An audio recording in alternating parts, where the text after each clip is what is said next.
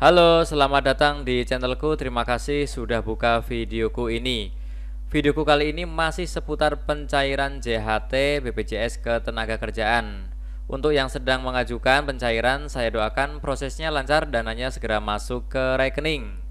Nah, ada yang bertanya di kolom komentar, bolehkah mencairkan JHT ke rekening orang lain? Ini alasannya kadang-kadang bukan suatu yang jahat ya.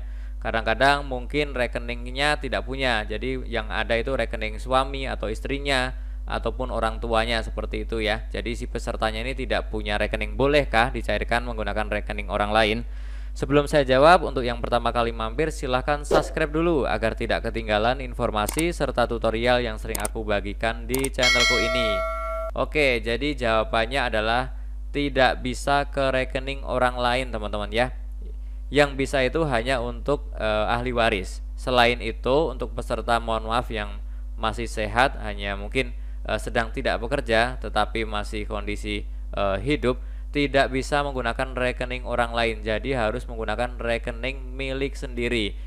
Ini sebenarnya tujuannya bagus agar dana kita itu tidak jatuh ke tangan orang lain. Seperti itu sebenarnya tujuan dari BPJS Ketenagakerjaan. Nah, ini pernah juga disampaikan lewat Instagram ya. Pengambilan klaim hanya dapat dilakukan oleh pihak terkait dan tidak dapat diwakilkan oleh pihak manapun.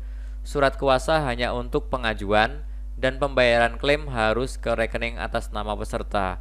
Nah, misalkan tidak bisa mengambil ke kantor BPJS karena mungkin kondisi sakit ataupun kondisi di luar kota atau tempat yang tidak terjangkau, kemudian dikuasakan, itu boleh, tapi hanya untuk menyerahkan dokumennya.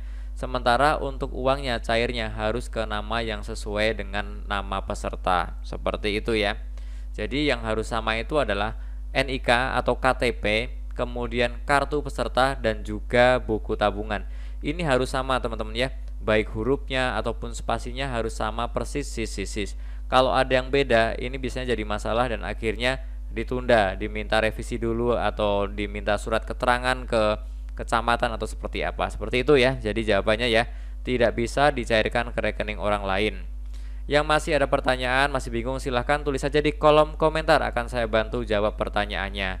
Semoga video ini bermanfaat dan masih banyak lagi informasi serta tutorial yang akan aku bagikan di channelku ini. Jadi jangan lupa untuk subscribe, like, dan juga share. Terima kasih.